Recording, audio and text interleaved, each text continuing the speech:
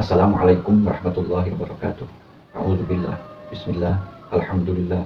Wassalatu wassalamu ala Rasulillah wa ala alihi wa sahbihi wa man tabi'a huda ila yaumil ba'tsi wal qiyamah. 2 minggu yang lalu saya telah membuat video yang isinya itu adalah sen atau peringatan, bisa dikategorikan wasiat bil haq. Sekalipun hal itu sangat personal, yaitu kepada Kiai Haji Imaduddin. Yang judul videonya itu di dalam thumbnail mawas saja Kiai Haji Imaduddin, itu judulnya bisa dilihat oleh teman-teman. Teman-teman, jika kita meninggalkan sahabat sejati, maka yang akan ada di sekeliling kita itu adalah sahabat sejunti. Jika jatinya hilang, maka junti yang akan ada di kebun kayu tersebut. Kiai Haji Imaduddin yang saya perhatikan sejauh ini lupa kepada sahabat sejati. Siapa salah satunya? Ialah Teku Qori atau Sayyid Muda Qori. Saya udah berjuang semati-matian, tapi nggak dianggap gitu. Maka istri saya, udah gak usah bahas-bahas nasab lagi gitu. Cuman aneh kan nggak bisa karena udah terikat. Aku harus ada yang lepas gitu, supaya saya bebas gitu. Aneh ini paham nggak bisa langsung diem gitu. Ya. Rugi, ninggalin gua tuh rugi. Kiai Imad lebih memilih si Pleret sama si Sugeng Sama Abbas Buntet ya. Itu coba lihat, dianggapnya gua udah di DP, dikasih duit, kan kurang ajar. Oh, berarti antum tidak pernah mendapatkan uang dari mereka dalam perjuangan? Nauzubillah min zalik, haram gua dapat uang kecuali gua ada kerja. Ya, kerja misalkan yang di video jenengan yang itu yang katanya dikasih uang sama Fuad Pleret yang mau dikembalikan itu gimana? Oh, itu kan saya podcast. Orang kalau podcast kan dikasih uang. Oh, paham. Itu kalau podcast itu kan kita datang ke dia kan pakai bensin sendiri masih. Cuman kalau itu dianggap, saya bilang kalau dia mengungkit misalkan ngasih gara-gara kita podcast, ibu pulangin itu aja narasi saya. Ya. Oke, sebentar ya. Sebenarnya anak mau diskusi di sana langsung. Jadi biar ditonton. Sebetulnya kalau gua kalah, Kiai Imad juga kalah. Kok bisa gitu? Kalau kamu kalah, Kiai Imad kalah, kok bisa gitu? Iya kan teorinya sama, cuman beda tipis. Justru ada satu kitab yang kalau dipegang dengan teori dia justru dia rukat. Oh gitu. Iya, kalau dia punya perbedaan lah sama kita. Oh, siap, paham. Udahlah, jadi ya seru sih emang. Tidak apa-apa lah, namanya juga Basul Masail, biasalah hal seperti ini terjadi. Tapi yang saya susahkan itu, Kiai Imad itu jabatannya ketua lembaga Basul Masail. Kenapa kok kayak lari-lari gitu loh diajak diskusi? Kok gak bisodrin rohib, dengan hati yang sudah terbuka, ayo diskusi. Toh andai kan Robito kalah kan keren Kiai Imad. Iya, tapi gue kan nggak tahu. Sebenarnya Kiai Imad mah berani, orang yang di belakangnya aja nakut-nakutin. Oh gitu. Siapa kok? Berarti Kiai Imad takut kepada orang yang nakut-nakutin dia, begitu berarti ya? Bukan mengambil nasihat, bukan takut. Ya terlanjur nantang debat soalnya Teguh, susah, terlanjur nantang dia. Bukan terlanjur nantang. Kalau kata gue terlanjur pingin banyak pendukung.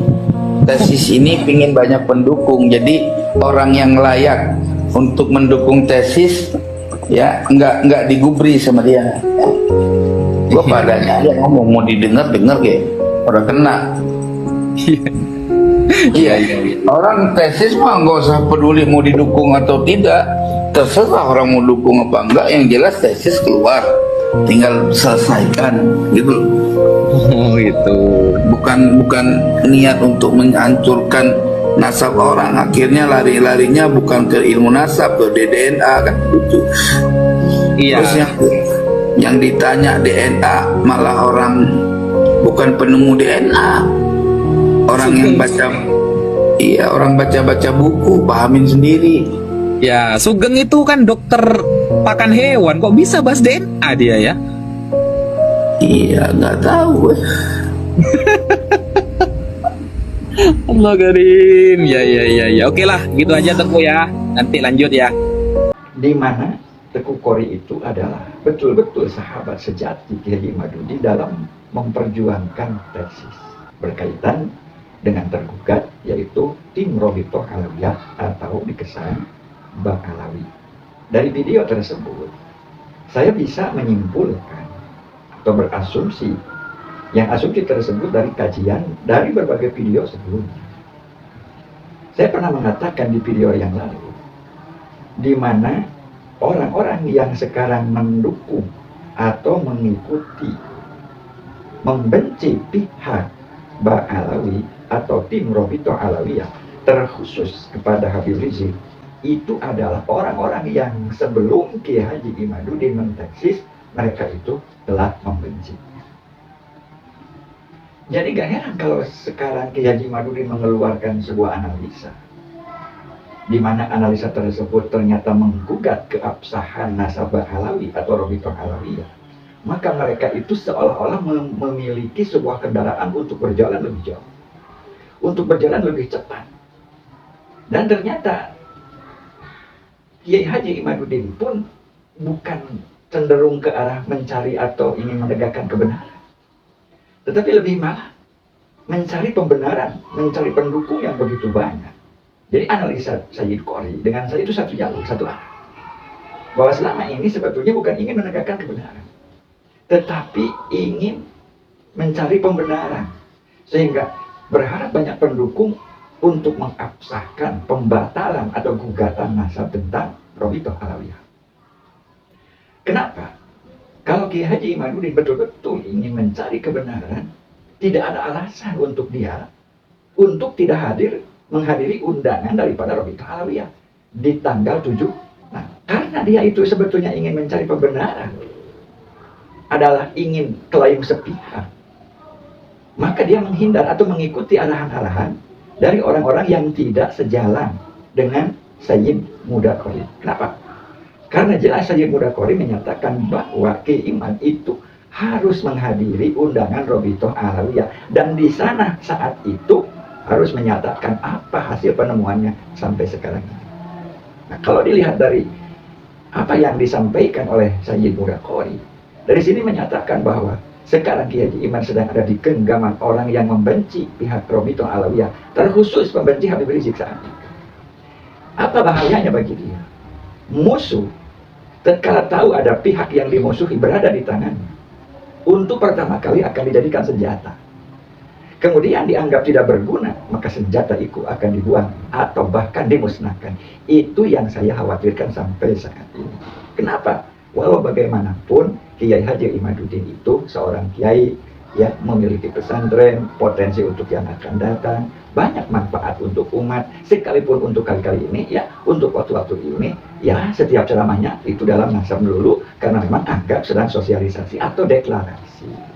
Jadi bukan saran lagi, tapi ini peringatan untuk kisobat Kiai Haji Imaduddin. Ya kalau usia sih di bawah saya usia, cuma ilmu dan kesolehannya dia itu di atas, jauh di atas saya gitu. Jadi untuk Kiai Iman ya barangkali sampai ini tidak ada unsur sentimen apapun, waspada, dan kalau bisa stop lah tentang polemik nasab. Bukan tidak boleh berpendapat, silahkan berpendapat, tentukan, buatkan makalah sebanyak mungkin untuk menentukan bahwa benar-benar Ba'alawi itu bukan dzurriyyah Nabi, silahkan. Tetapi kalau seperti yang sudah di publik, apalagi sampai menyerang persona, itu di stop saja.